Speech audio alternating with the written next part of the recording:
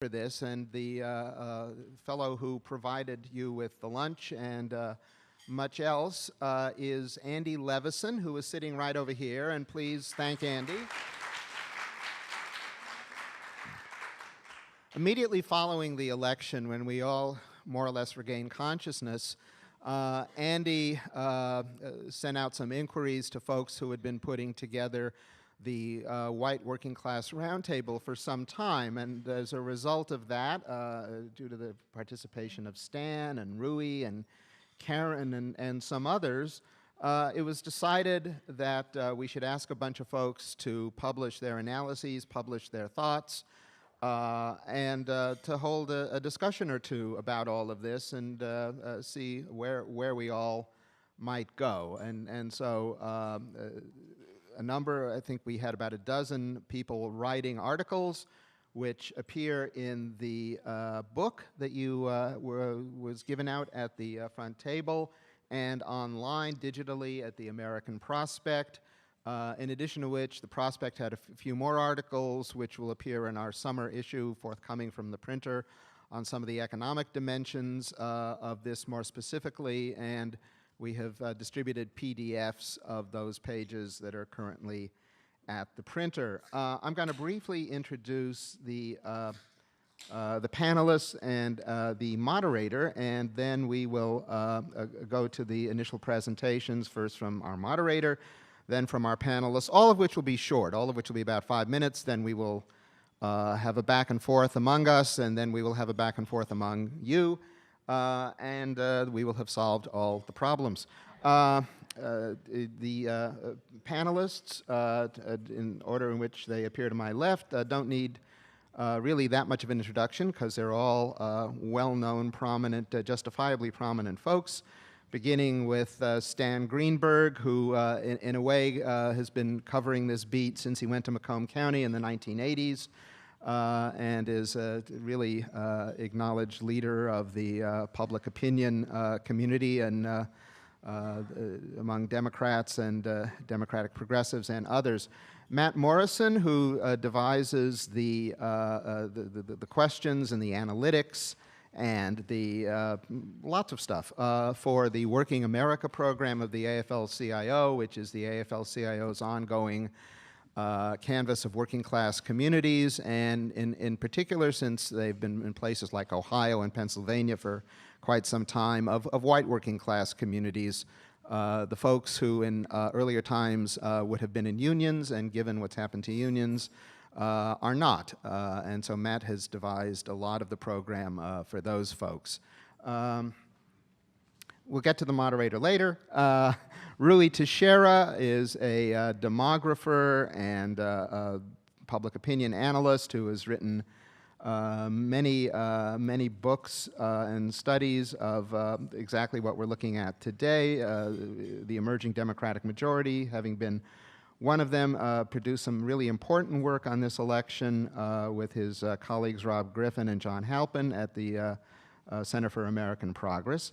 And Karen Nussbaum, something of a legend in working people concerned for working people circles, who founded back in the 1970s 9 to 5, specifically organization of clericals, of female clericals, and who has initiated and been the founding director of Working America, the AFL-CIO program I've already described, for a number of years. Our moderator today, and we're very fortunate to have him, E.J. Dionne, really doesn't need an introduction to this crowd. I will merely say, as someone, the problem with E.J. is he doesn't need an introduction to any crowd. As someone who has regularly attempted to dine with E.J. at national political conventions, I can only describe to you the sense of despair that comes over me as we try to work our way out of the hall, and everyone knows him, he's been to everyone's community, everyone hugs him, and by about 3 a.m. we get to dinner. So, with no further ado and no such delays, here our moderator, E.J. Dionne. Thank you. Yeah, the problem is I like to hug people on the way, and it takes a lot of time. And I just want to say I'm honored to be here, A, because Harold actually has an official title in the progressive movement. He is the official mensch of the progressive movement, and we are really, really grateful for that. I'm also honored to be here for the American Prospect, which is a magazine that for years and years, decades, has tried to join a debate on the most important issues facing the country and progressives. I see my friends Mike Tomasky and Bill Galston in the front, so I also want to shout out Democracy Journal, which is in solidarity in this effort. And I told Andy Levinson when we came in that his book, The Working Class Majority, 1970, correct? 74, has been on my bookshelf for over 40 years. And he could have just written a volume saying, "As I was saying," could have been the title for his recent book. I want to begin in deference to this group and to Harold with a quotation from Walter Reuther. Walter Reuther once said, "There is no power in the world that can stop the forward march of free men and women when they are joined in the solidarity of human brotherhood." Now, I think we all still believe that, but we also need to take into account that roadblocks are sometimes put up on that road, that potholes are dug, and that whole sections of the highway are sometimes blown out. And I think, in a way, our conversation today is about that process. Harold, am I right? Everybody's going to do a sort of brief introductory remarks, including you? Yeah. And then I'll let you start. Here's the order. Stan starts. Okay. Yeah. I will go in this order. Right. I have a million questions, but this crowd is full of incredibly learned people. I think all of us here have what I like to call my Bobby Kennedy fantasy, which is the idea that working class people, black and white, could come together. Rick Collenberg who's in the audience, wrote his undergraduate thesis on this topic. So Rick, I'm going to invite you in on that point. But there are so many of you here that I'm going to ask a few questions to get the conversation going, but I really want you all to join us as we go. So it'll be Stan, Matt, Ruy, Harold, and Karen. Stan, what an honor to be with you. And you need to include one Antonio Gramsci quote in your presentation. I'll pass. We didn't mention that at the Palm. Okay.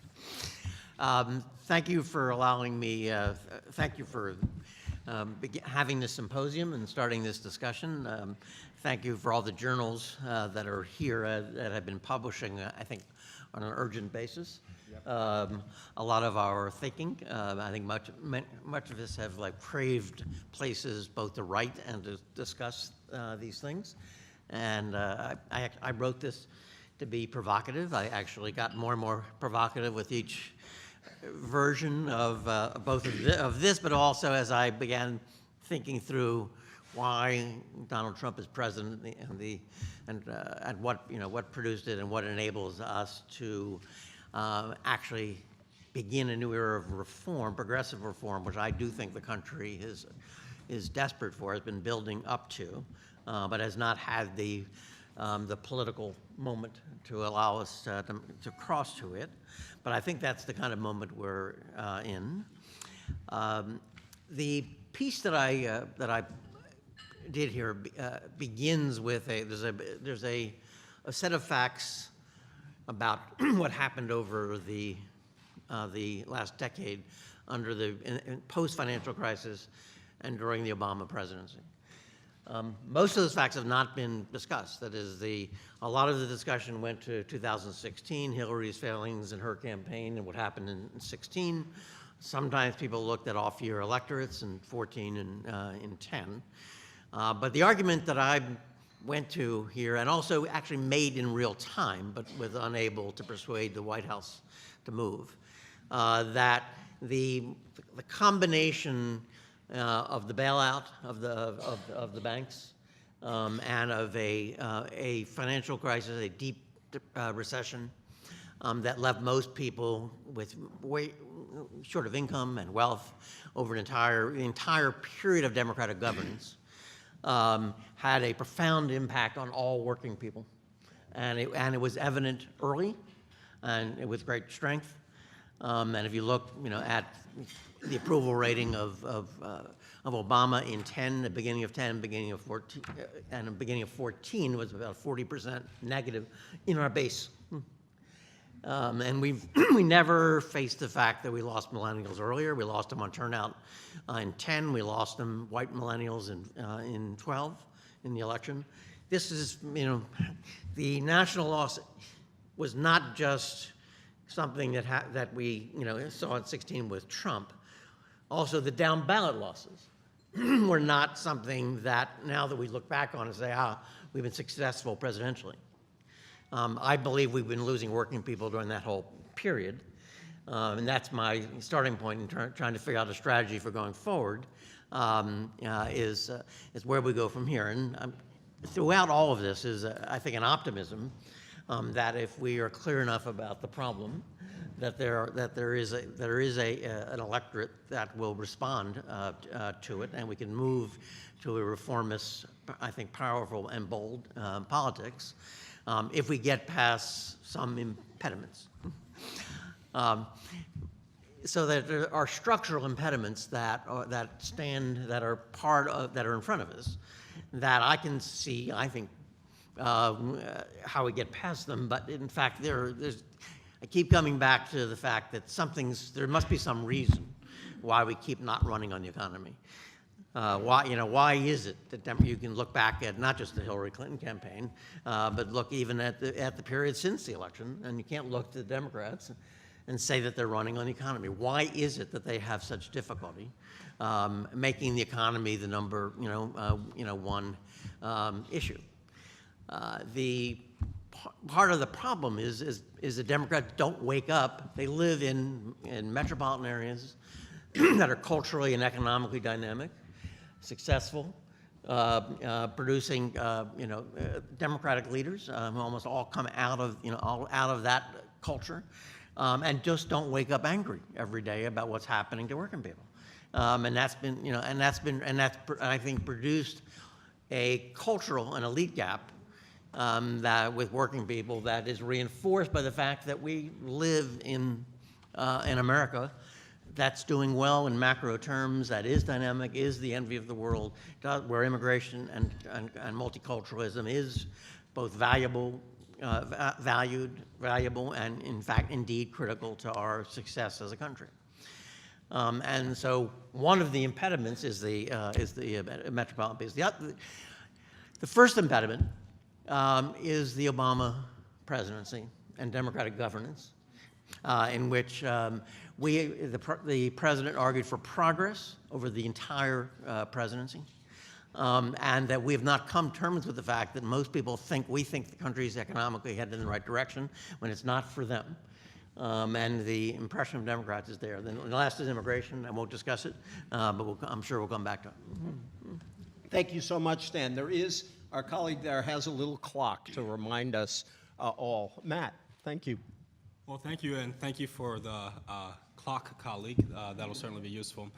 First of all, let me thank Andy. Let me thank Harold for putting this together. This is a conversation whose time has come. If we look back at the past 10 years, as Stan's talked about, what we've seen is that as a progressive movement, at least in the political context, we've started to move towards a consensus that our future lies in the future, in the rising populations of this country. And while that certainly is true, there's nothing to say that that future doesn't also lie in the working class populations of this country, particularly when one looks at where there's a commonality of interest, whether it's white working class voters in Athens, Ohio, or working class black voters in Philadelphia, Pennsylvania. The rise in joblessness, the flatness of wages, those are issues that we're dealing with every day on the doors and talking to people, and they show up consistently in how people's political behavior manifests itself.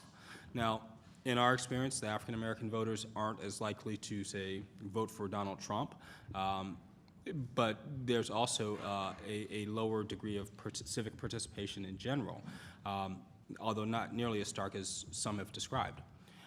In working class communities that are largely white and physically isolated from these dynamic population centers, no one's heard their name called in a while, if you will. Donald Trump talks about the steel workers, he talks about the mine workers. He doesn't do anything for them, of course, but to at least call someone's name is different than, quite frankly, the politics that we've been able to prosecute.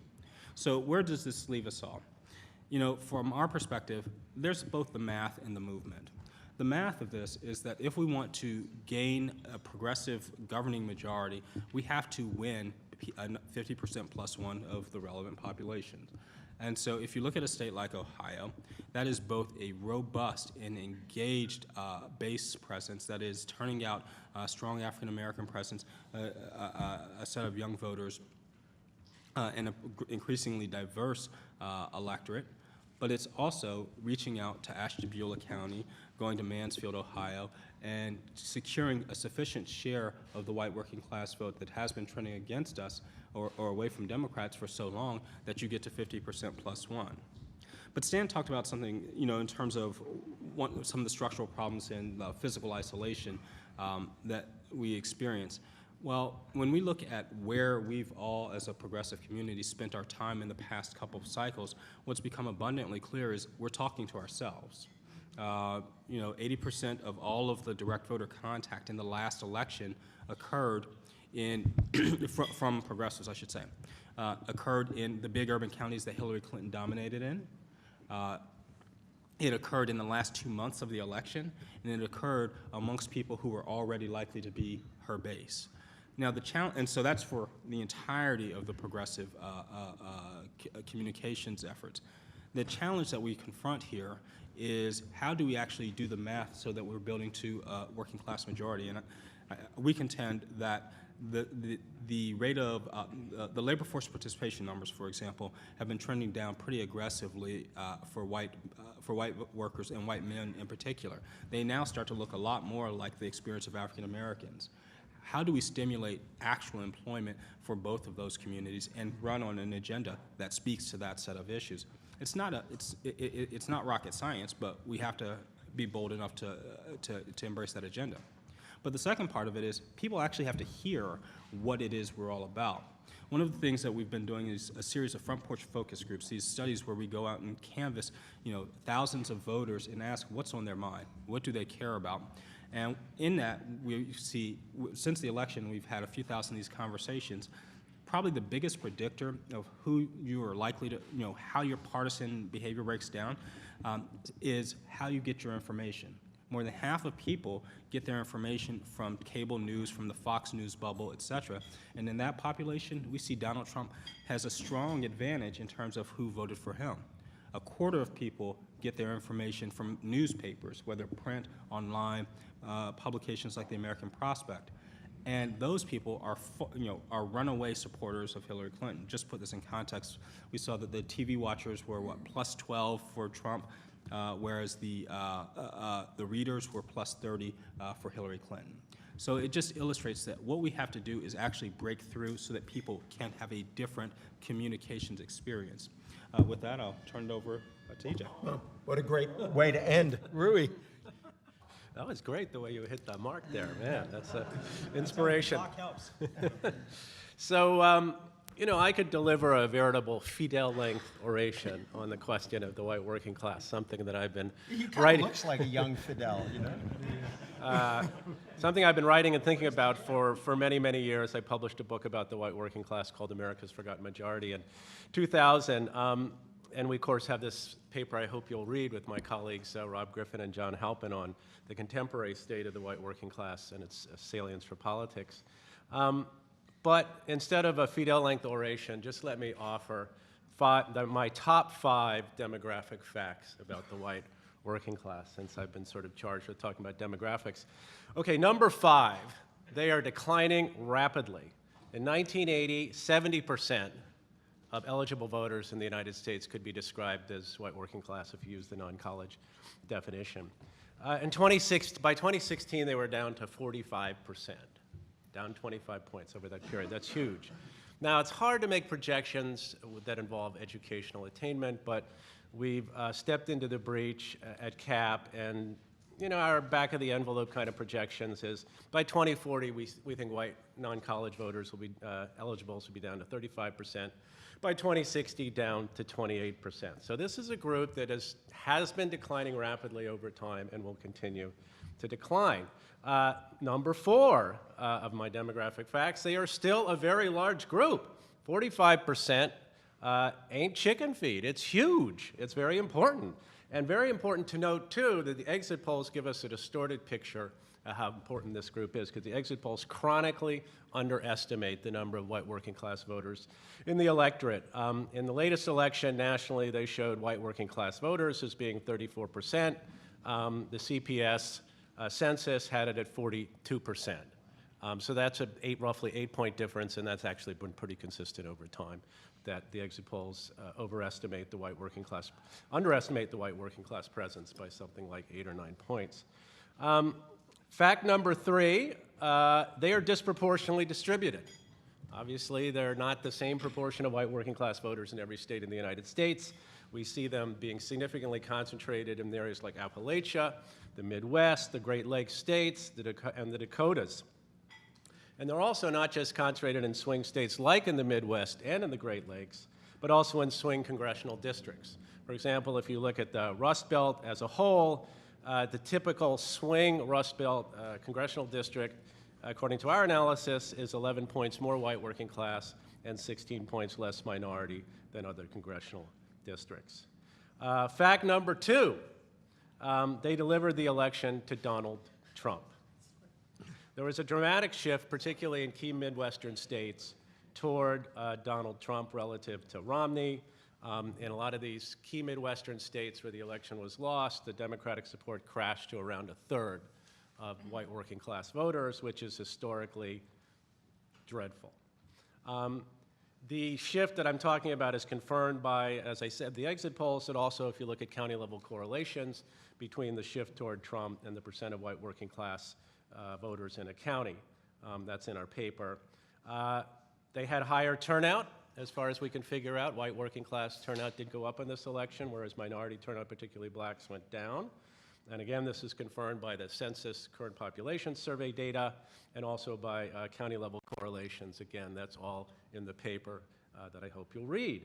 And fact number 1, in my view, in our view, going forward, the Democrats can't win without them.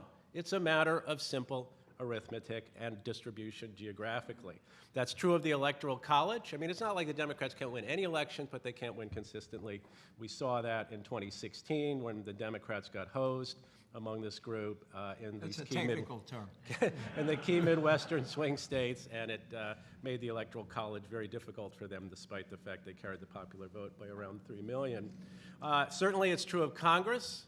There's no way you're going to be able to push back against the Republican control of Congress, the unfortunate concentration of Democrats in areas where they all live with one another, unless you do better among white working class voters. Again, a matter of simple arithmetic. And if we look at states and state legislators, governors, again, I think very, very difficult for the Democrats to make progress if they're getting catastrophically hammered among this group. You need to push back against that trend, do at least somewhat better, or else I think the political future for Democrats looks bleak. So with 1.3 seconds left, I'll desist.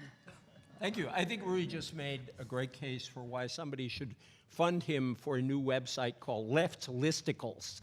That was excellent. Who's going to go next, Karen or Harold? You're next. First, just in reaction to EJ's very sweet designation of me as a mensch, you need to understand that's short for Menshevik. I'm literally, I am a third-generation Menshevik, but we will not get into my family's history going back to Tsarist Russia, I should say. I think when historians look at the 2016 election, they will be surprised that we were so surprised at the result. They will say, didn't you notice that Wisconsin and Michigan had not only made a right turn, but and were under wall-to-wall Republican control, but the Republicans governing there had adopted much of the old Southern Republican agenda, right to work, etc. I think they will say, well, you guys missed 2 fire bells in the night that you should have all paid attention to.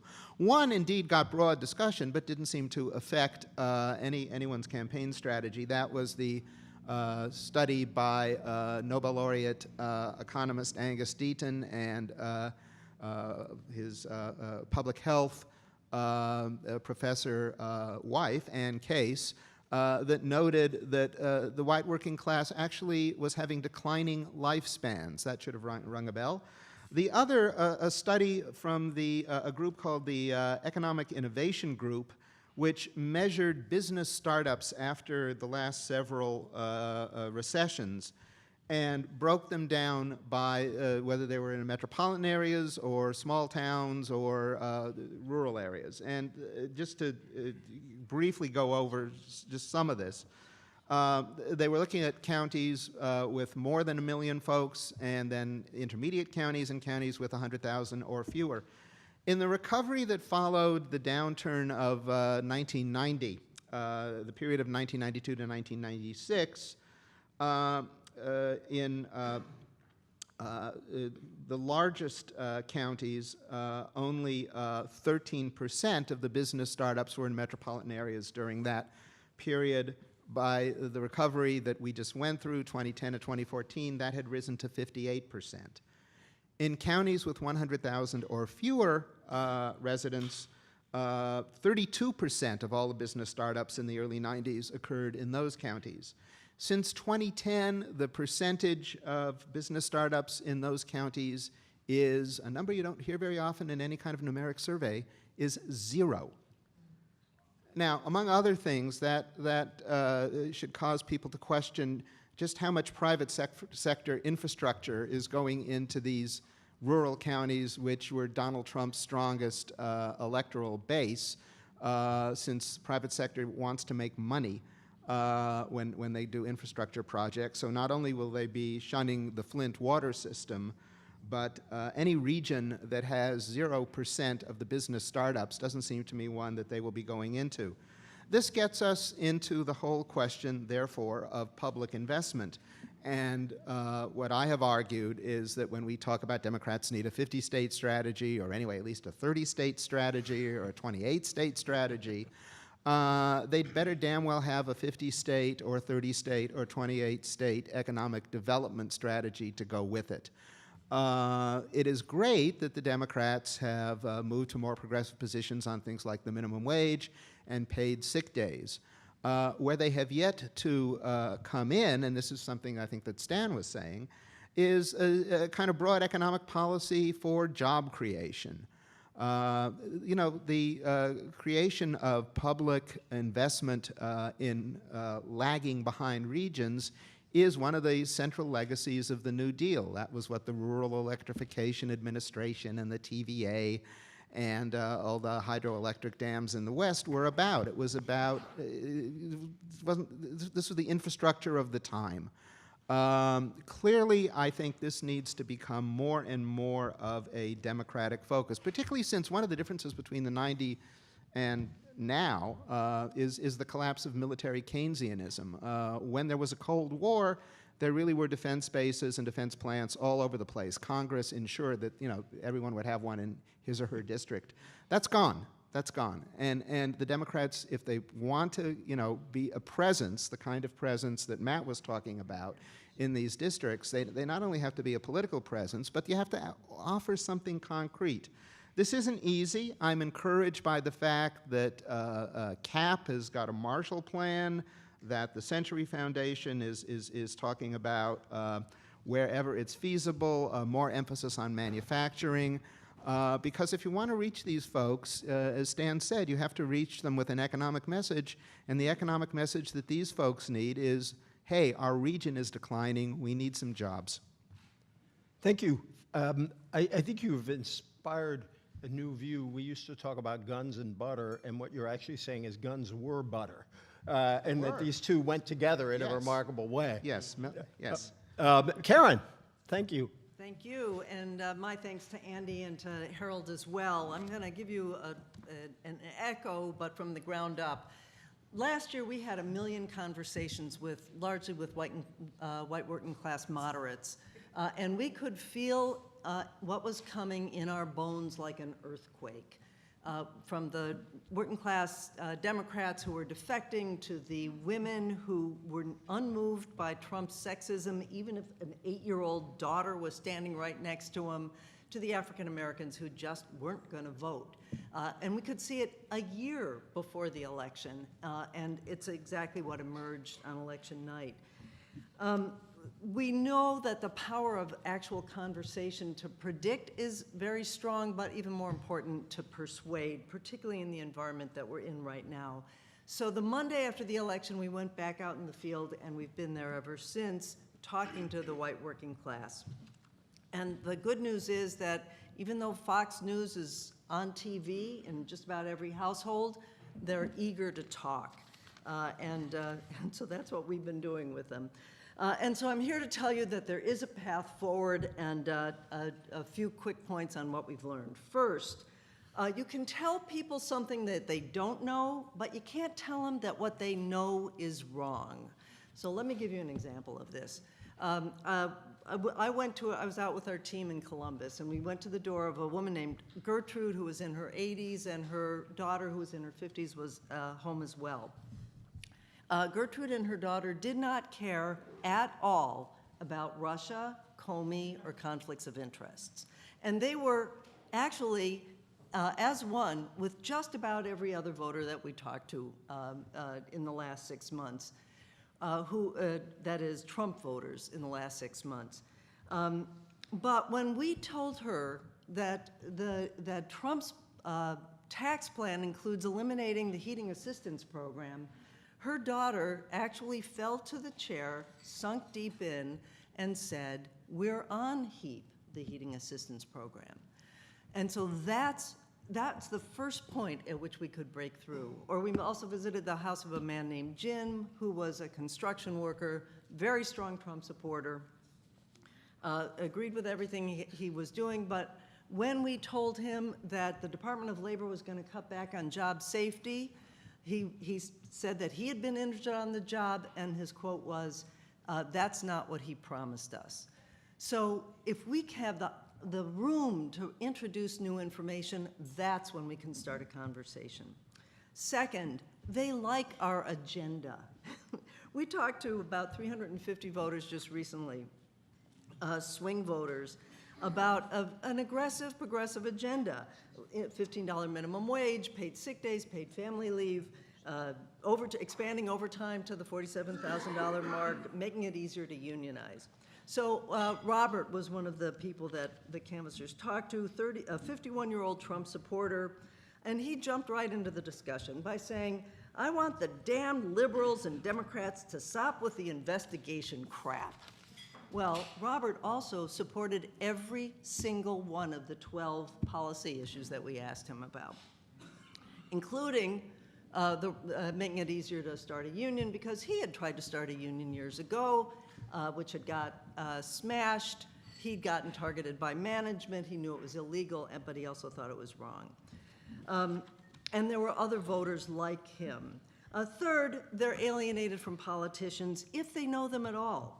So there's a widespread sentiment that they just don't know what my life is like, and people like Robert and others that we talked to didn't even know who their senators in Ohio were, much less that the policy agenda we had just talked to them about was that of Sherrod Brown. So here's what we need to do. Talk to them now, all year round. That we need to start these conversations now before the issues are polarized, because if the issues have been worked over on Fox, we don't have a chance. But we do if it's on our initiative. Gertrude and her daughter need to hear from us when HEAP is cut. And Robert needs to know who Sherrod Brown is.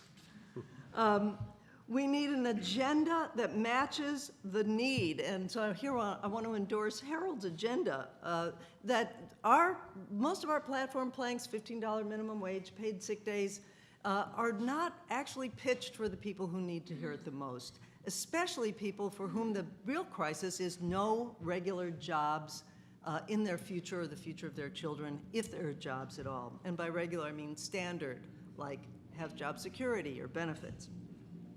Third, we need politicians who show up. Going to, I think it was Stan's point about the alienation of where our political leadership often comes from. And then last, we need to rebuild institutions. As Harold was saying, The loss of local unions in many of these communities has been devastating. We need to rebuild institutions both in white working class neighborhoods and communities of color. But where we need to start actually is with unions. Unions are the biggest institutions in this country that are multiracial and cross-class.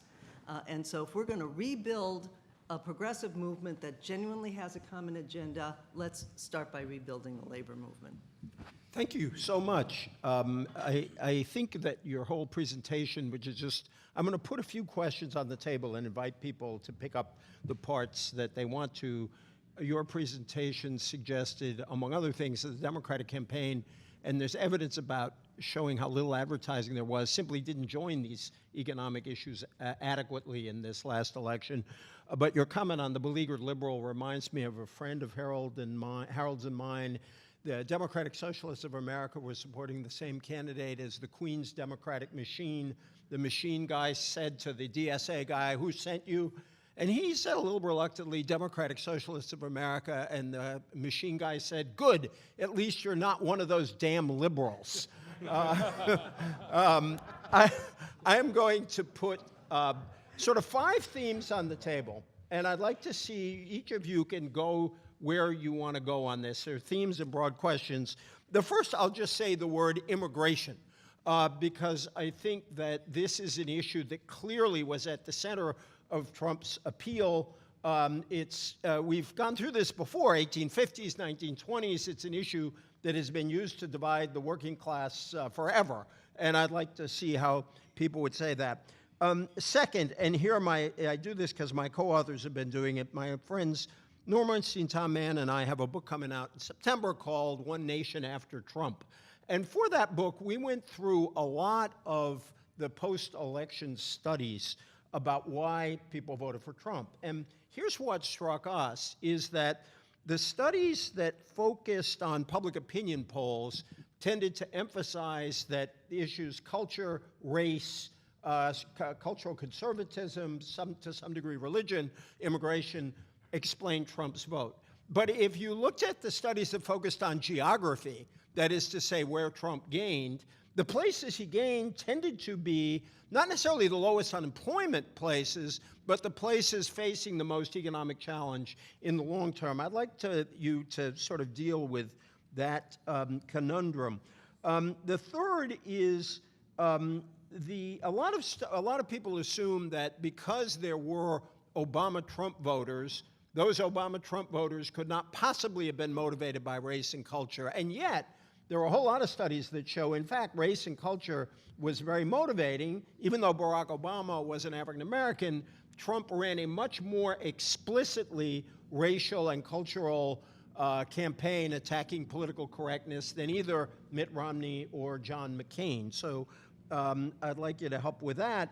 And lastly, partly because I know Harold is working on a piece about this, well, next to lastly, place-based solutions. Economists don't like them on the whole, yet I don't see how we can get around them given these radical disjunctions, not only between parts of the country, but different parts of states, even different parts of metro areas. So I'd like you to discuss that. And Karen, this is particularly for you, if I could. What you said squares very much with the work Guy Molyneux has done. Guy has a good piece in this collection. And it really strikes me that he identifies middle-of-the-road working-class voters who are amenable to democratic and progressive messages, but they don't trust politicians or government to carry them out, which I think raises some fundamental questions for progressives and how they approach these. So I'll let anybody start on any piece of that basket. Then I'm going to turn to the audience, and I particularly want under 30s or under 35s to start. That's not just pandering of an old guy. It's that you guys are actually the most important part of the progressive coalition in many ways. So I'd like to invite you to jump in first, and then I'll go to some of my old friends in the audience. But who wants to start? Karen, do you want to start?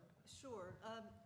I'll start with your last question and then go to your first. But we call those people that Guy identified, we call them the searchers. They are not primarily motivated by race and culture, They are genuinely looking for solutions to problems that are devastating their families. And the kind of people that I mentioned. And they don't trust politicians. And that's why I think the role of trusted messengers is essential, that we both have to break through the media bubble, and you don't do that by trying to force another media bubble on, but how do you actually engage people and do that through trusted messengers, organizations like PICO that work through churches, Working America that goes door to door and shakes people by the lapel to get them to listen to new information, other kinds of community organizations. We have to be that bridge, but then the politicians have to be genuine. You know, a phony politician who then actually doesn't follow up isn't, well, we see what the results are. Let me just say, though, on immigration, we're at these doors, and we can see every night it's ugly out there, and it's uglier because of Trump, and that the divisions are exploited, are sharper when they're exploited. You know, people are complicated. People are both, you know, angry at big corporations and Wall Street, and they're angry at the other. Muslims or African Americans who they think are taking their jobs, or immigrants. They share both of those things, or they believe that I'm on my own, but they also believe that there's strength in numbers. That's the reality. It's our job to deal with that reality and get people faced in the right direction on these things, blaming the right people, understanding that there's strength in numbers, uniting with other people, and then coming together around a common agenda that becomes the basis through lived experience of dealing with the conflicts around race. Who wants to go next? Sam? So I guess I teed it up by saying it's one of the three hurdles that stand in the way of the achieving the goals that we talked about. But before I talk about immigration, I just want to put on the table my assertion at the beginning of my piece that this is a working class problem, not a white working class problem, because almost all of this discussion is how are we speaking to the white working class. But if you want to deal with what's happening with African Americans and Hispanics, what's happening with unmarried women, if you want to talk about what's happening with millennials, they are at least as strong on every indicator, whether you can afford a sudden $500 expense, whether you have depression in the last year in your family. The working class problem runs across the electorate and includes a lot of our base. And so, in some sense, it's a false, in my view, a false notion that there's a strategy for white working class voters. In my view, it's if we can't figure out a strategy that we're able to communicate across the board, we're not going to succeed. So I begin with, now there are huge barriers because immigration, races, you know, are real barriers, but don't assume that the issues that we're dealing with are mainly concentrated in the white working class, and our people walked away from us for not getting it over the entire period of our governance.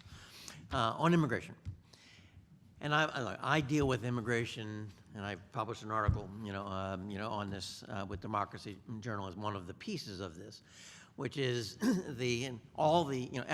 every left party that I work with goes through a period of losing white working class voters, to initially to disengagement, then to the conservatives, and then to a nationalist like a UKIP, anti-Europe, anti-elite, anti-immigration party. But it goes through a process, and it is sometimes fatal. Now the right also struggles in Europe, with immigration as well. But immigration, the growth of foreign-born populations is a central fact in modern countries. It is the fastest place where that has happened is in America. So we kind of put our head down and say, as if this is only a Trump issue. There's a huge issue that affects working class life. It affects competition for public services, and it's a real competition. I mean, there are finite public services. There is competition for public services at a time when you have massive immigration, but also just growth of foreign population. And when we go silent, which is largely what we've done because we've been reluctant to really face this question. You know, the parties on the left, and I've worked in Austria against Haider and his anti-immigration party, and also the Freedom Party, the subsequent party, which is on the verge of maybe winning control in Austria. So I've dealt with them in that context. You only succeed if people believe you want to manage immigration. First of all, you can believe in immigration. You can believe in growing immigration. You can believe in multiculturalism. But you also have to believe that diversity has to move toward unity, that we're a country where we have great diversity, and out of diversity we achieve unity, that there is an Americanness, there is a commonness, that citizens have a primacy over non-citizens when it comes to a claim on services. And when we deal with my original question, I promise you, this is a primary issue in the Hispanic community, and it is in the African American community. In the groups that we just did for Women's Voice and Women Vote in Virginia, you wouldn't be able to tell the black community focus groups we did from the Trump voters in Macomb in terms of believing people ought to get in line. It's, things are tough. And there really is a shortage of resources in schools, and it's actually more public services than jobs, but it's a real issue, and you only get their ear if they believe you want to manage this. And so I'll just put this on the table. I believe as progressives, we can speak about this issue in a way that's progressive, that's consistent with our values, but there's some things that are key to it that I hinted at that need to be part of the deal if people are going to trust us. Matt, do you want to come in? By the way, I asked Matt before what question he wanted me to ask him, and he said, how much money is it going to take to do this, and when do we get started? So I just want to note that we had a very practical focus right at the beginning, but so go ahead. Well, I'll answer that question in a different way. I think by being here, we've all more or less agreed that we have a problem. We need to be attentive to the economic interest of all working class voters, but white working class voters are living a different political experience. They're not just, black working class voters, Hispanic working class voters are living a common economic experience with white working class voters, but they're not politically behaving the same way. So what's going on here? There are, if you use the Catalyst Vote Choice Index model, and you figure out what's the average VCI score, 0 to 100. So this rank orders people on a scale of 0 to 100, 100 being super Democratic, 0 being super Republican. And look at how the average score in Pennsylvania and Ohio in the 2016 election compares to, say, the 2010 election when both of those states had their last competitive midterms. What you see is that the electorate gets a marginal, 6 points more Republican going into the midterm. So that's what we're in for in, 18 months from now. So what we need to do is actually stop that trend. We need to address this in a meaningful way. Now, it's a long ways out. Who knows? Maybe the Democratic energy is going to overcome that deficit and the composition of the electorate doesn't go that way. But the precedent is the precedent. We know that there's certain things that work, undoubtedly.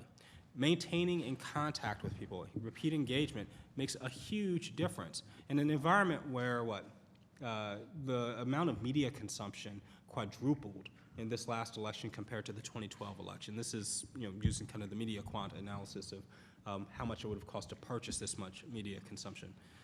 Breaking through to people in a lot of the traditional means that we use, we're a very earned media dependent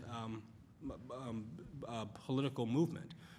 We rely on what breaks through the news, what breaks through in terms of TV ads, et cetera. We're not going to win that fight. We have to find a new way to go in and engage voters, engage these communities, and that goes across the board. So to your question of how much money, when, well, let's get that done. I do want to say though that Karen touched on how people are complicated, and you asked about racism and can people be my best friend is black, so of course I'm not racist. I voted for Obama, so I'm not necessarily racist. There's gradations here. There's what, 1 million people in North Carolina, Ohio, Pennsylvania, Michigan, and Wisconsin who voted for Barack Obama, who said no thanks to Hillary Clinton. Not all of those folks went to Donald Trump. A good number did. And here's the thing. They could be racially motivated, but they are also clearly motivated to vote for Barack Obama. So what is it that caused them to prioritize the thing that said vote for Obama that wasn't present here?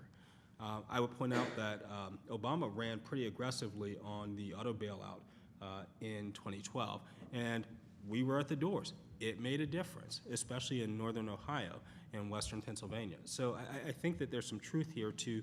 People can be complicated, they can harbor contradictory views, but we have to think about the fundamentals of how we're reaching them.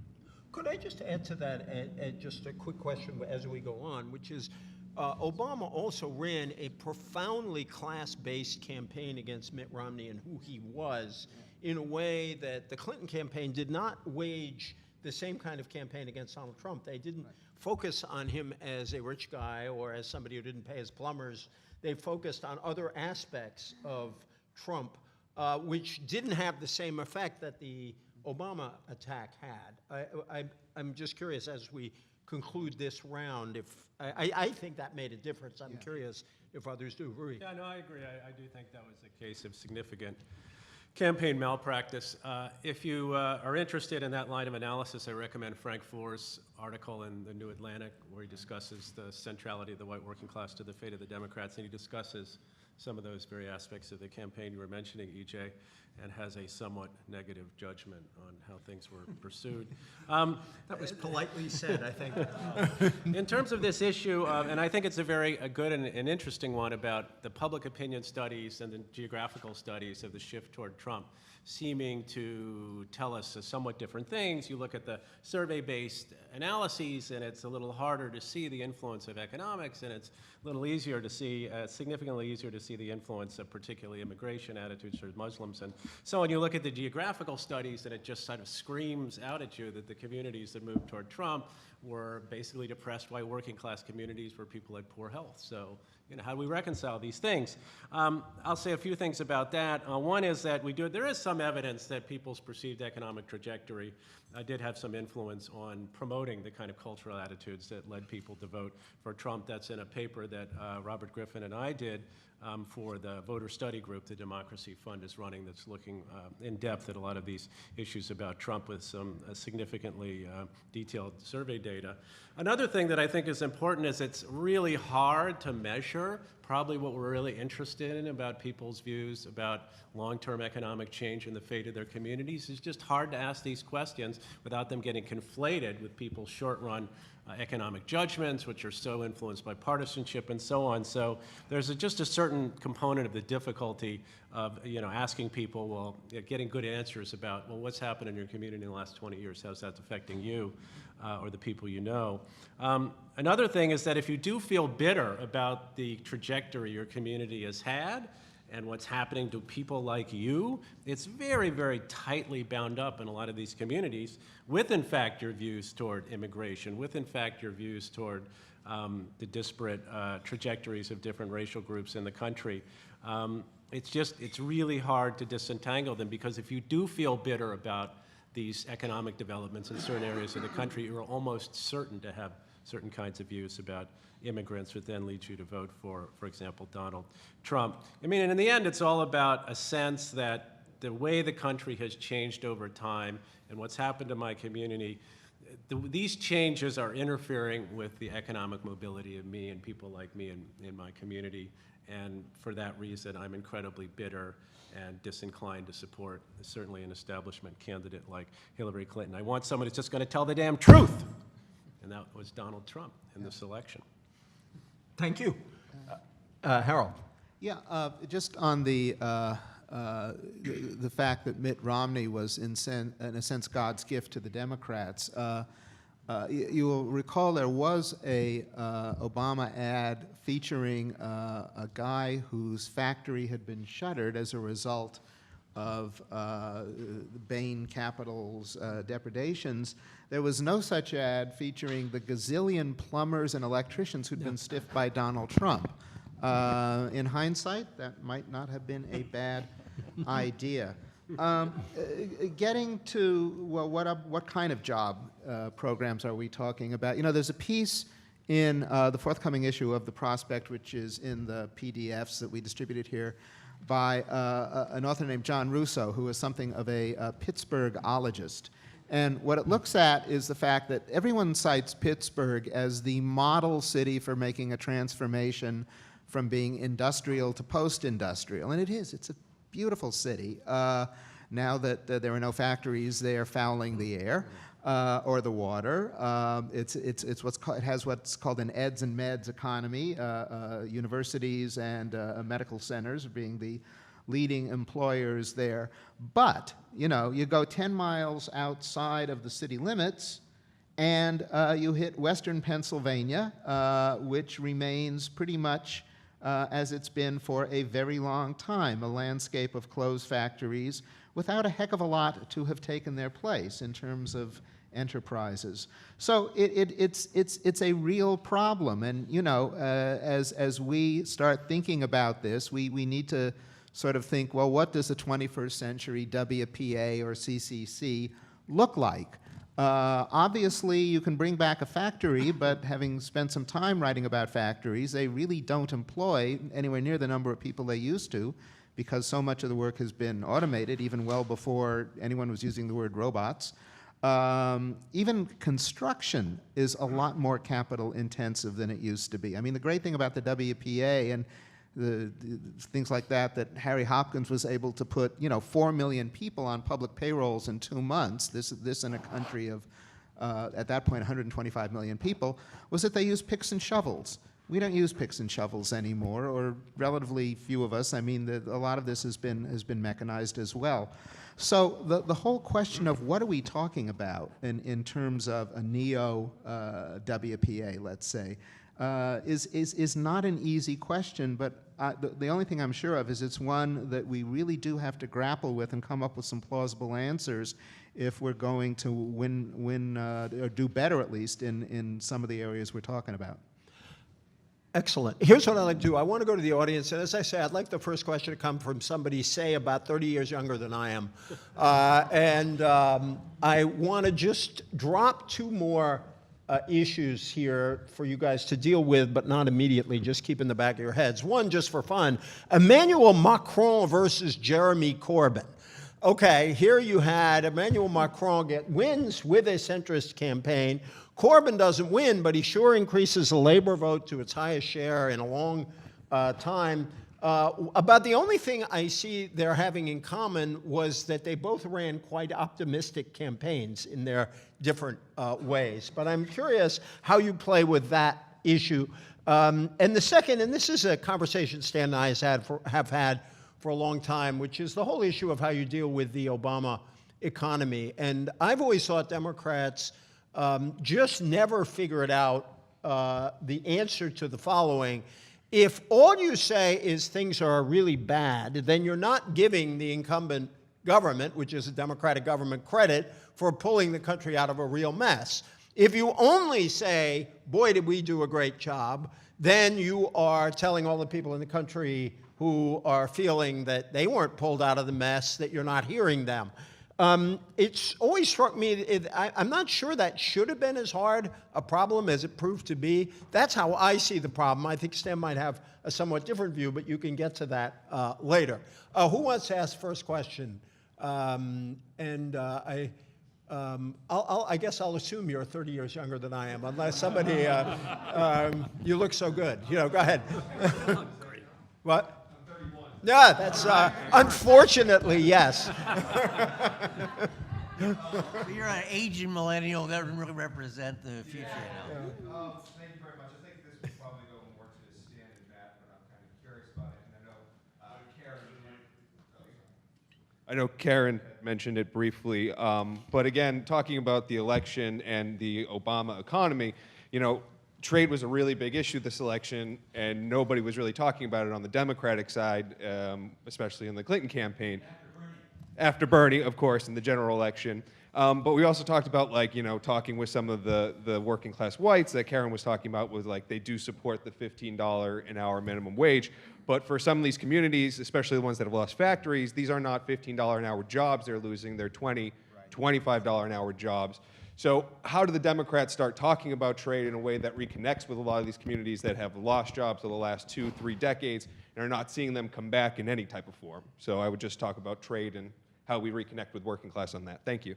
Excellent, and thank you for the Bernie voice, because I think the Bernie Hillary or Bernie whatever argument is a good one. Anyone else in this broad group of the future wants to come in, and then I'll turn to others?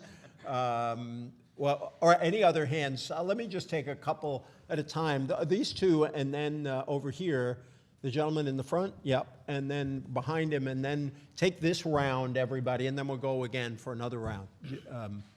Yeah, thank you. I think that touching on trade and immigration are both very important.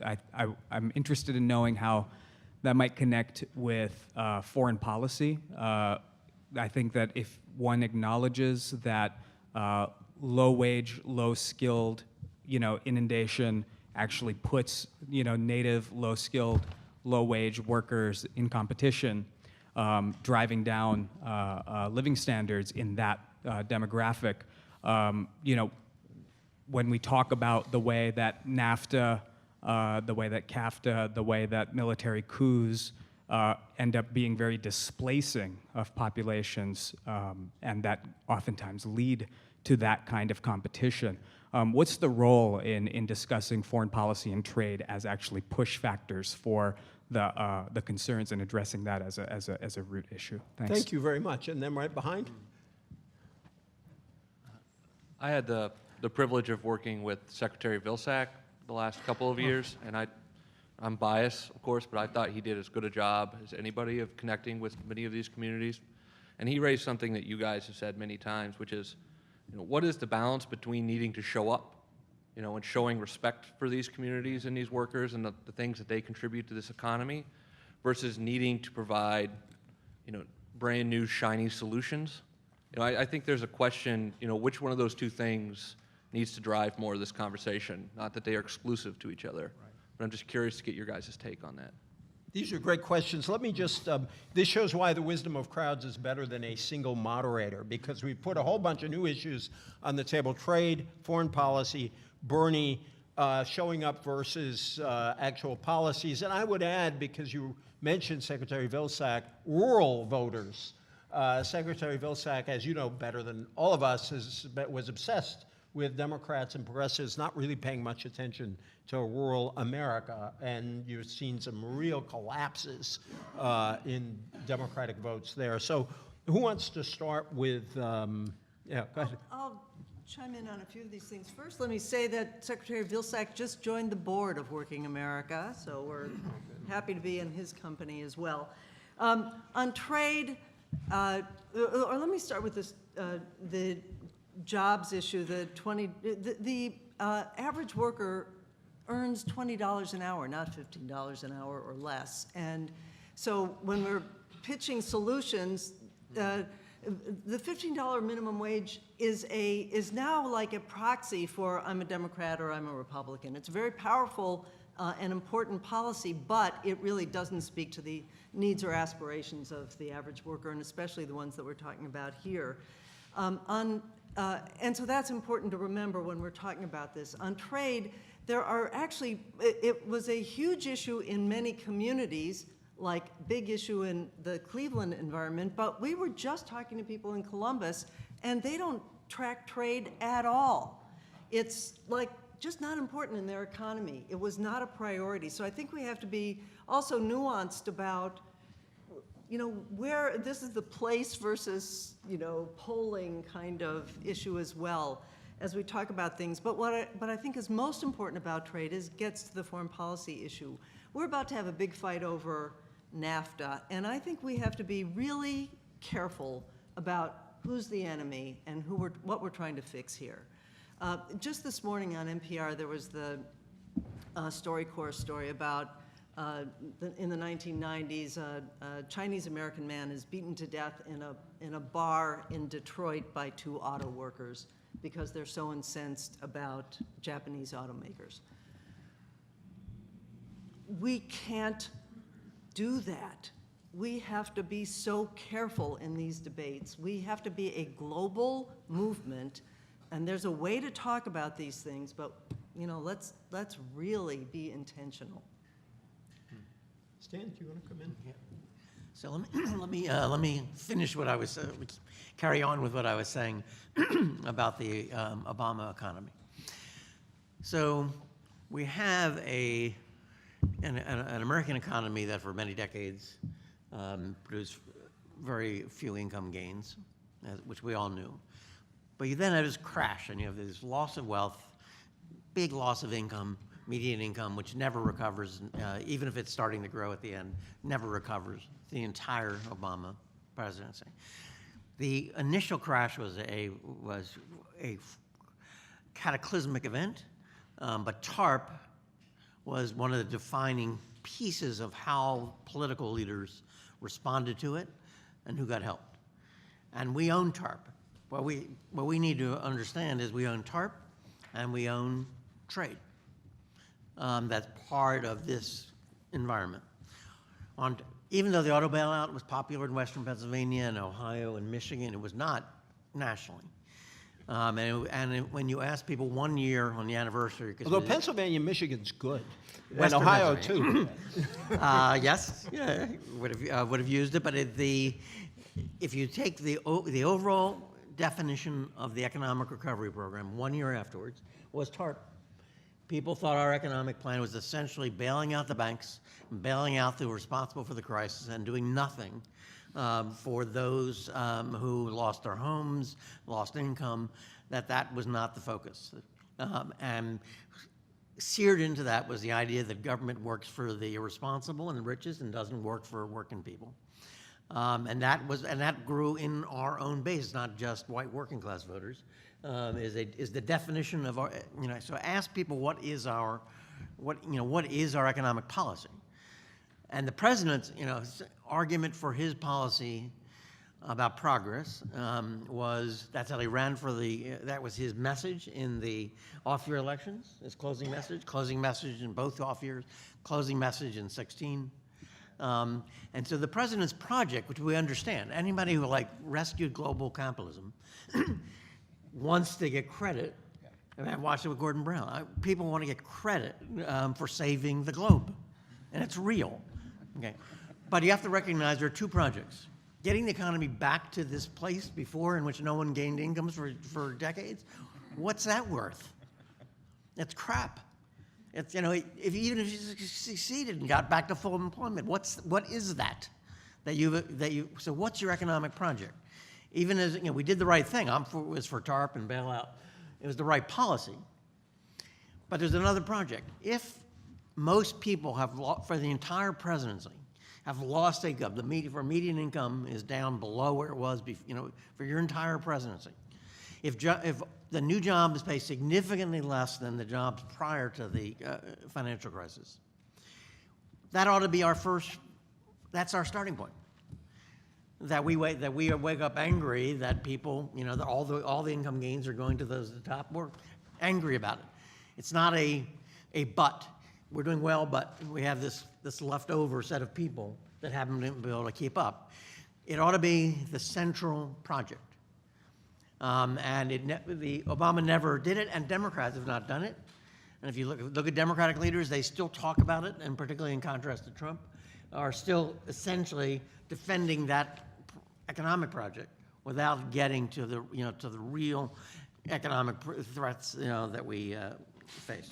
Can I riff for Trade one is moment on something that Stan just said? Just briefly, he was saying, okay, and we've achieved full employment, and if I read one more newspaper piece, they come out every month when the BLS releases the statistics. about, well, we're at full employment, but there's a mystery as to why wages still haven't gone up. I will scream if I read that one more time. Wages go up in conditions of full employment and worker power. That is American history. This is why wages went up between the end of World War II and the early mid-1970s. In this sense, just echoing what Karen said some time ago about the need for unions, not merely politically, but unions or something like them, because unions are an endangered species at the moment, is the other part of that equation. How we get incomes up, and as Karen said, yes, we can advocate raising the minimum wage to $15, but this really does not address the particular situations of a majority of American workers who nonetheless are stuck. So just my usual 2 cents on that. One quick data point.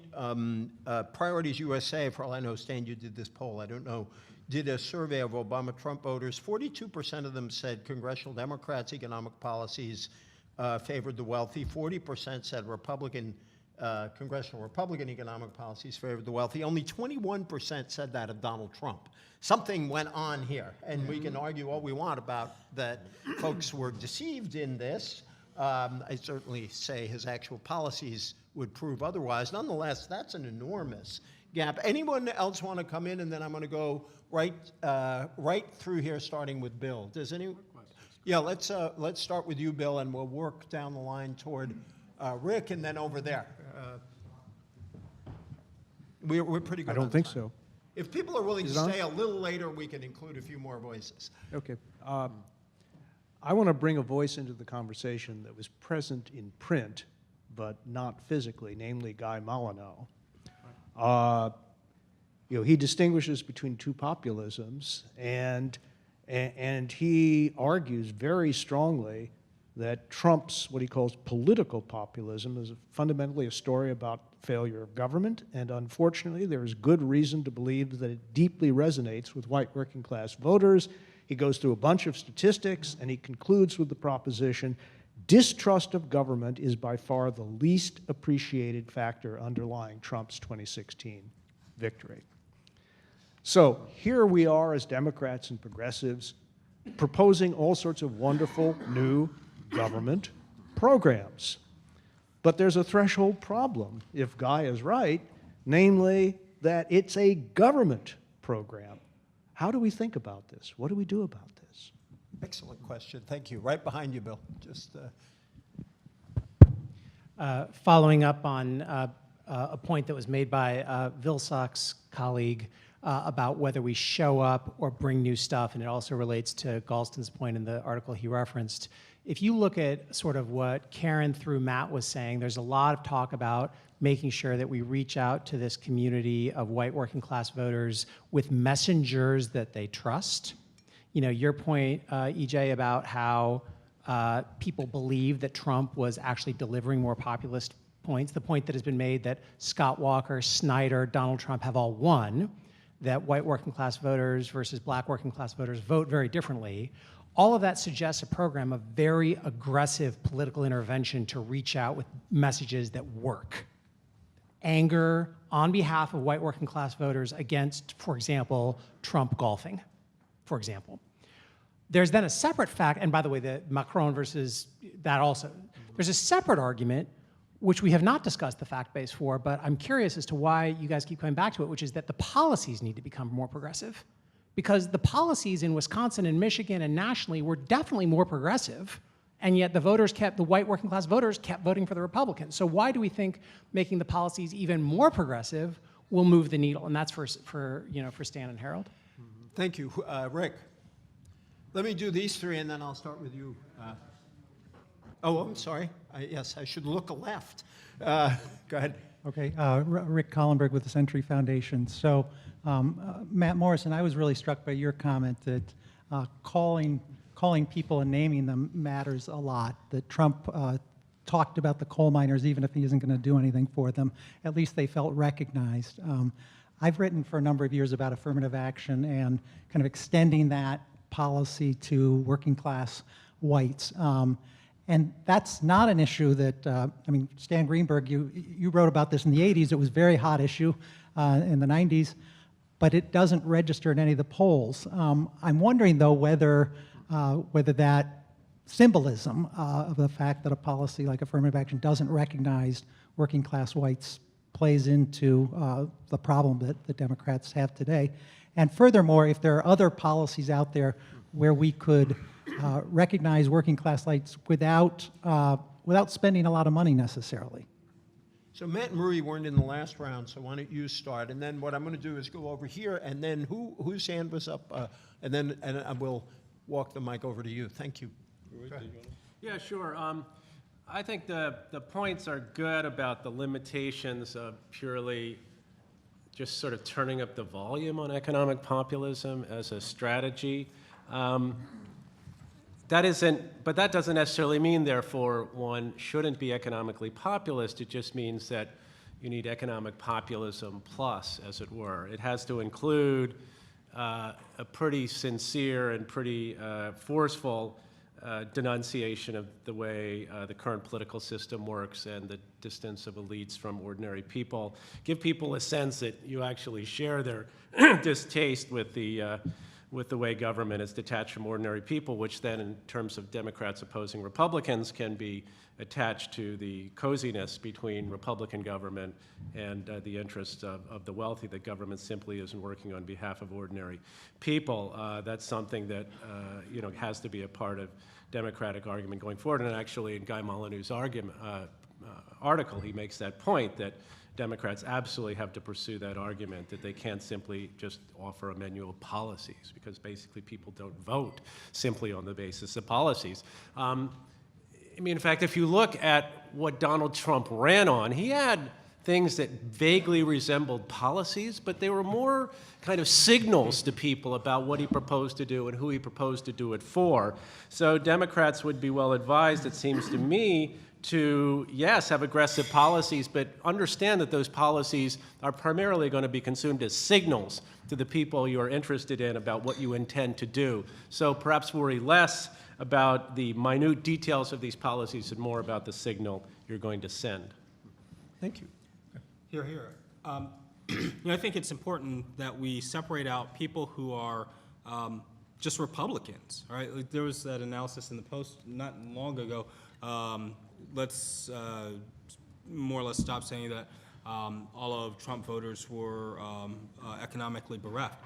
And in fact, Republicans tend to have higher incomes than Democrats do. Like, that's just a thing. And so he consolidated the Republican base completely, and then shaved off a share of working class voters on top of that. Now, there's a degree of kind of cultural homogeneity amongst those populations, and so it's easier in a way for him to signal, I am with you, whether it's through dog whistling around immigration, religion, race, even gender attitudes, I mean. And so, yeah, there's that. But, the questioner from Century Foundation mentioned affirmative action. So what is affirmative action? You combine race and you combine, economics. And it's about allocation of economics by race. And so there's a cultural integration, there's a cultural signal that's going along with the policy component of it. It reminds me of the notion, don't get your government hands off of my Medicare.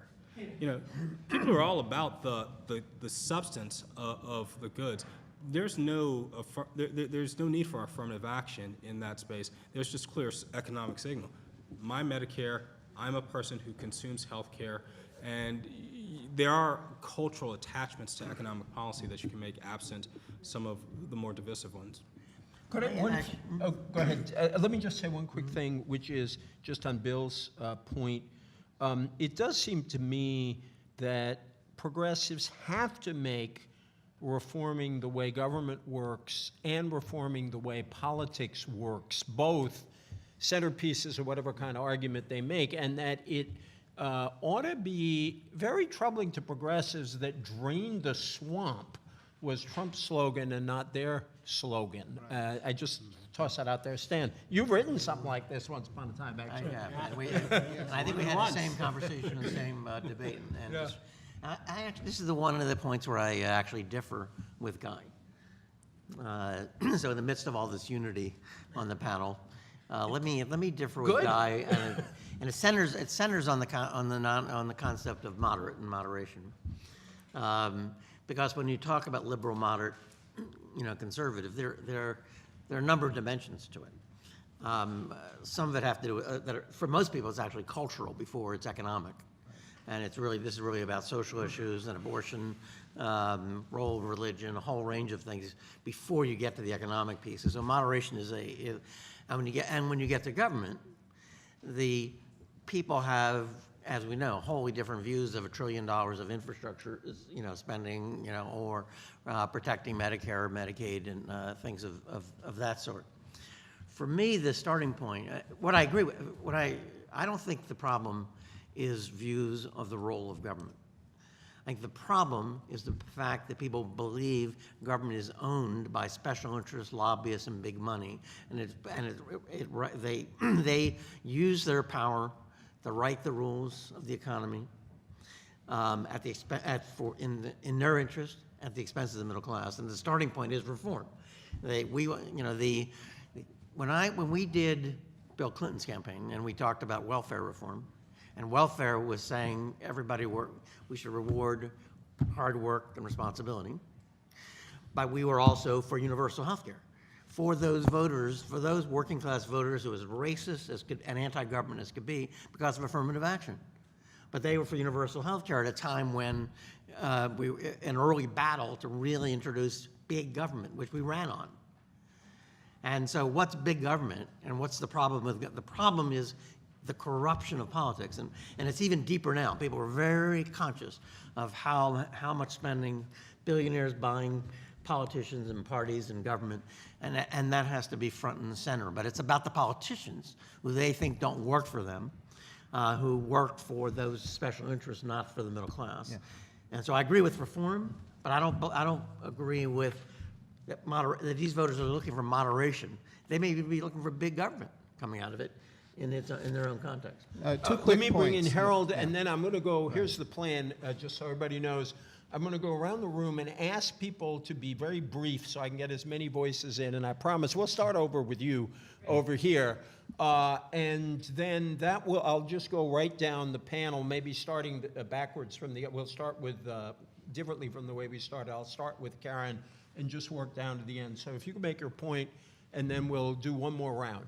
Yeah, just quickly, as the person who edited Guy's piece, I quite a personal privilege. Indeed. My main takeaway from Guy's piece is close to what Stan said, not to smooth over what Stan said is a difference, and that is that people are more angry at political elites than economic elites because they see the political elites as such, as being economically self-interested, as doing the bidding of the economic elites who they assume are out for themselves, but they hugely resent the Pauls who are out for themselves. And then a further just quick response to Bill's question. The problem is that a lot of the voters we're talking about live in regions which have experienced massive private sector capital flight and public sector capital flight since the end of the Cold War and the end of military Keynesianism. So one of the tightropes we need to walk, and it is a tightrope, is how you devise, how you get government in there in a way that doesn't alienate people but actually does some good, because the private sector ain't coming back to a lot of these communities in any serious way. Thank you. Please. Thank you.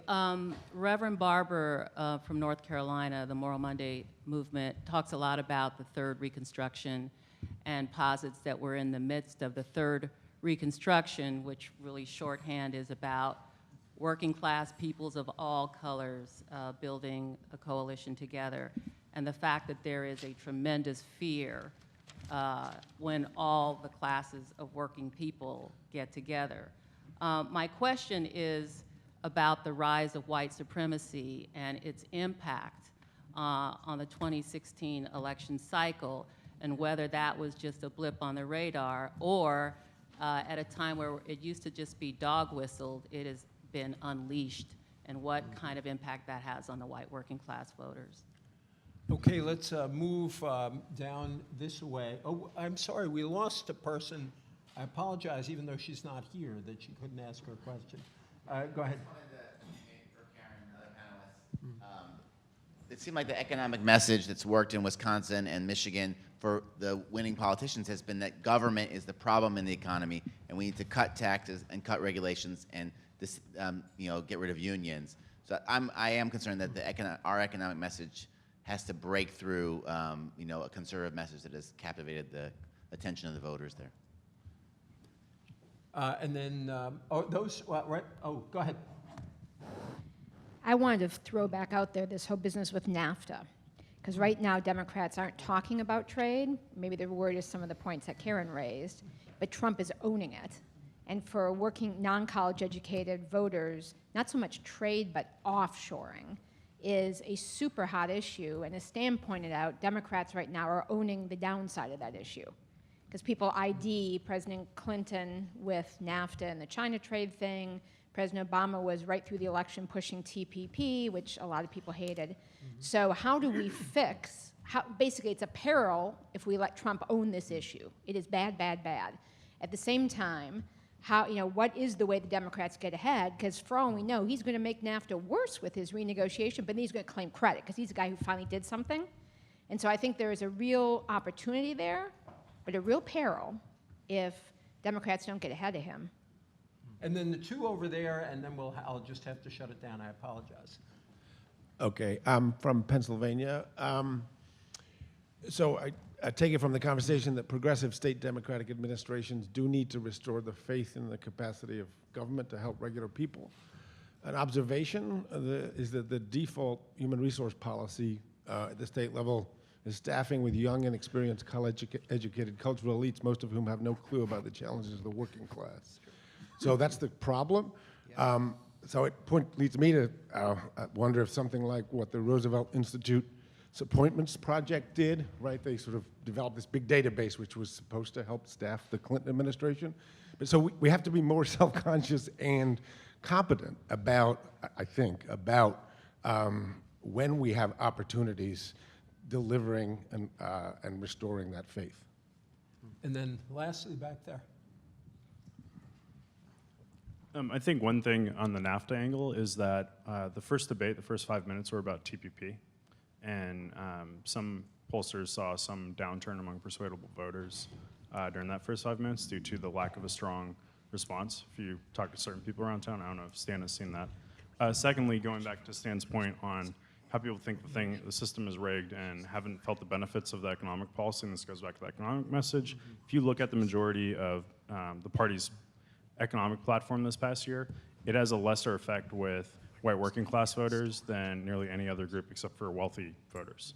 And that's something where they're not feeling the effects of the policy procedures, the policy proposals that are being proposed by the party right now. They're not seeing those positive effects. And if you go back and list each one, they are less likely to have benefit from those than almost any other group. So. Diane Stewart, you're hidden from me. Where are you back there? Go ahead.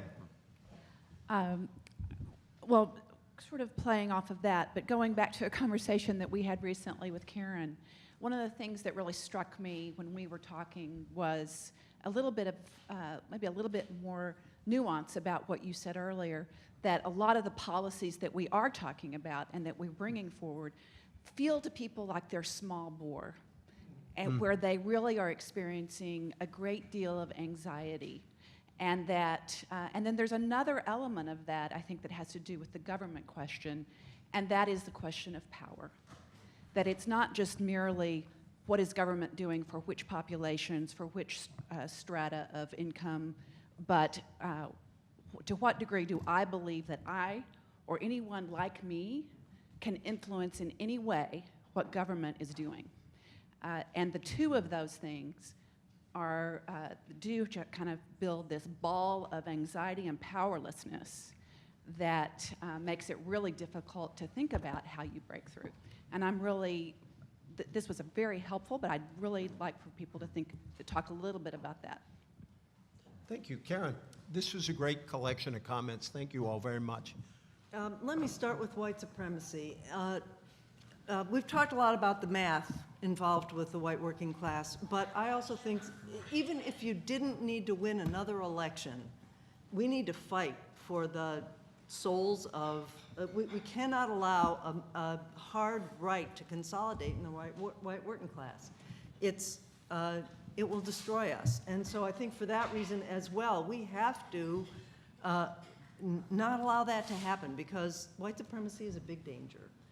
And even if it never is, if we don't have fascism, it's still a big danger. So I think for that reason as well, we need to bring to bear the various other things that we've been talking about, which I think respond to some of the other issues. Around policy versus politicians, breaking through, a Scott Walker agenda, those kinds of things. And I just want to get back to, and small bore, big problems. We need the space to talk about what we're for. And I want to give you one quick example. We just did a project in central Ohio on bathroom bills, talking to swing voters, white working class, and in some cases black voters, about a non-discrimination ordinance. And in an environment that's not polarized, where people really, this is not where they start. They are not for bathroom bills, transgender people going into the bathroom that they want to and so on. But in conversations that were not polarized, that were respectful, that helped people walk through a series of decisions that connected to their values, we got 25% of hard Republicans to sign a petition calling for a non-discrimination ordinance. So you have to, the first thing is you have to engage with people respectfully before the issues are totally polarized. But then, are they meaningful to them? That's where I think the role of politicians has to come in. That we can be for the right things, but if people don't feel there are leaders, you need both the messengers and the leaders. Because without the leaders, there isn't the hope of winning. And that's what, Trump was all leader. So our leaders need to genuinely be less identified with special interests in Wall Street and the kind of genuine champions for the kinds of policies like Harold's policy about targeted real jobs development that will make a difference in people's lives.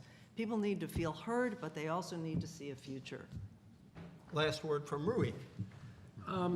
The issue of the rise of overtly white supremacist attitudes is an important one, but we should keep in mind that I think that the overall trend of public opinion in the United States, insofar as we can measure it, is moving toward more, not less, tolerance. I think the data are quite clear in that, even if you compare it with 20 years ago, certainly with 40 years ago, even within the 21st century. People's attitudes have become more, not less, liberal on issues of race. They've actually become more, not less, liberal on issues of immigration. So that's something to keep in mind. Now, that doesn't mean the furies haven't been unleashed in certain, I think, relatively small segments of the population. It's easier to express, or people feel more less constricted in terms of expressing truly white supremacist attitudes, but this is aided and abetted, of course, by the internet. But this is a relatively small group of people, but we want, as Karen says, to make sure that group stays as small as possible and doesn't start to grow to the point where it constitutes a real threat. The issue of NAFTA and trade is a complicated one, I think.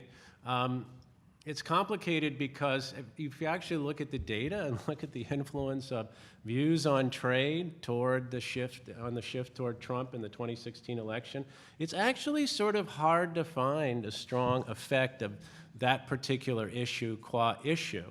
Now, that doesn't mean that the Democrats' stances on trade and the perception of them as pushing trade treaties, again, didn't send a signal that reinforced other problems people had with the Democrats. And certainly the Democrats have been way too quiescent about dealing with the issue of trade, in the sense that while it's true that over the long run globalization is great for the world, and probably over the long run globalization is probably good for the United States, in the, in the short run, which as Keynes said is so important, it's hurting a lot of people. It's contributing to a decline in certain communities that people do feel rather, quite strongly about. And Democrats, just can't act like trade is somehow going to work out or trade treaties are somehow going to work out without other policies being in place or without perhaps a completely new approach. So, and that kind of tracks into something Steve Herzenberg was saying about sometimes the people who staff administrations and the people who make policy and the people who are consultants are a little bit detached from the realities on the ground that we see. And I think that also connects to the issue about the point that was made about small bore policies, which maybe don't really speak to people's sense of how big the problems they face are and how they want to and how they want something that speaks to that and listens to the concerns that people have. And I think, that's a positive thing we can see in the last period of time. I think Democrats have become more willing, Democrat-affiliated people have become more willing to sort of break away from small bore policies. It's not just all about family and medical leave, however great that is, but we actually need to propose solutions that appear to be on the scale of the problems that people face.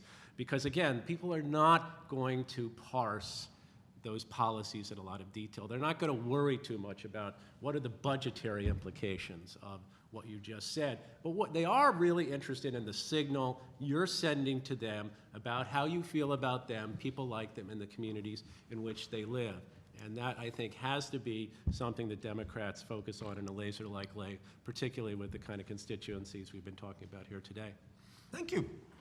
Matt, Stan, and Harold, if you could be brief. I'm sorry to leave you to the end. Sure. So I'll take it away. First of all, EJ, thank you very much. A wonderful job moderating, and thank you all. So I want to pick up on the question about how can you make people feel empowered in this moment? Well, people don't feel empowered because they're not empowered. The decline of unions, the loss of institutions, means that it's not just that they kind of, in that very narrow view, aren't empowered, but that leaves a vacuum for who is empowered. And, I've worked in candidate campaigns, and I think many of us have had this experience.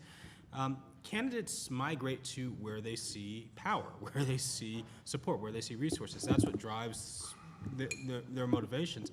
And so in the absence of, say, a robust, grassroots-oriented type of labor movement, for example, that has the wherewithal, the resources, the reach to persuade and kind of maintain an economic relationship with these folks, candidates aren't going to go out and lead by saying, yes, I actually want to tax my donors. That's just not realistic. And so as we think about meaningful solution, part of it is we have to solve that dynamic. How do we actually build real power for this set of folks? But I think and I don't mean to focus squarely on just that question, but I think it's kind of the central problem. There's not a lot of guesswork needed about coming up with a set of policies or signals that reach people where they actually are. The question is, why haven't we done that yet? And how do we get about doing it quickly? And so with that, I'm perhaps the most optimistic person I know, because when we go to the doors, when we talk to people, they're pretty wide open. They'll listen to you, but you got to have something to say to them. So there we go. That's a start. Thank you. Excellent. Let me deal with kind of the broad policy offer that people raised at various points. There are some big signals in what we're for that enable voters to see in a very big way where we are and where they are. I think it starts, as Bernie Sanders said explicitly, when he was asked what one policy would you do if you didn't have couldn't address any other priorities. He said he'd go after money in politics. Hillary then gave a list of priorities and let Congress discuss it, but he was very clear that his starting point was you have to go after the dark money, the role of big money controlling politics. And so the first policy that people will hear you on is that, and the second is you're going to raise taxes on the rich. Not just do it as policy, because Democrats do it as policy and don't talk about it. But for reasons. You should ask why it is they do it, but don't talk about it. It is central to, to how we govern, responsibility, how we fund, how we invest. But it also is the contrast with the Republicans, which is in disrepute on trickle down. They're not ascendant. They were in disrepute before this election on trickle down, and they're going to be even more in disrepute, and even perhaps with many of Trump's own voters as he pursues a trickle down agenda, which they don't favor. And so it creates, when you go to big money, dark money, and go after, in terms of raising taxes in a big way on the wealthy, you communicate a very large signal about your worldview, even if you don't have a lot of specifics. And for me, that's a starting point. The two subsets that are important here are immigration and trade. On immigration, when we did the groups with Trump voters, which is right after the election in Macomb, who said everything obviously you could imagine on immigration, responding to dog whistle politics. But when we played America the Beautiful Coke ad from the Super Bowl, which had America the Beautiful sung in multiple languages, about half of them, came out of it with kind of the right conclusion. And this is going to Ruy's point, that there really is a big culture out there that's driven in the corporate world and civil society and a whole variety of other factors that lead people to have evolving attitudes. So I just would not assume that the way this is playing out with Trump now is the way it will play out. It's hard because he's doing awful things in immigration. And so the question, how do you maintain the patience to reach these voters? But I think you have to begin with the notion that this is all taking place in context. And the other is on trade, and which is really, in some ways, the most problematic. Because that's, as we have found in the work we did see an impact on trade in the Rust Belt states, in particular because it was associated with corporate influence over government. It wasn't about trade. It was about corporate, and it was our voters that moved, and particularly working class voters, and it was a big class polarization on trade that emerged out of this election. And it's going to reinforce, because this is the place he can go, because our people are actually for NAFTA. Democrats, in our polls, are actually in favor of NAFTA and getting more and more favorable about NAFTA. And we have to address this period in that kind of context, and in some ways the most challenging. Harold. Yeah, as Ruy said, the point is not our particular policies, but whether people have a feeling, a sense of, as Ruy put it, how you feel about them. And I think what Stan says about raising taxes on the rich is a kind of answer to that, but also, a lot of the working class across racial lines feels that there is a disdain for blue-collar work among liberal elites. And I would urge people in the ebook that went out to read Andy Levison's piece about, specifically about respect for working class values. One of them that stood out to me was respect for the military as a place where people without a college education can perform something of value, and when they do it well, they get rewarded for it. I was struck by the fact, covering, as I did, both political conventions last summer, Hillary brought out a bunch of generals to attest to her national security bona fides, and Trump brought out a couple of SEALs who were, essentially grunts, to show that he was a tough guy. But it really wouldn't hurt the Democrats to acknowledge, as Andy points out, that these are values that we share too, and that particularly in working class communities, at a time when good civilian jobs have vanished from much of the country, that this is a way people feel they can do valuable, significant work. I'm not suggesting that's the only reason people go into the armed services, but it is a value there. And finally, lastly, more broadly, in terms of thinking of the electorate as a whole, You know, the farthest left people in our universe, the people of Occupy, did raise the slogan of "We are the 99%."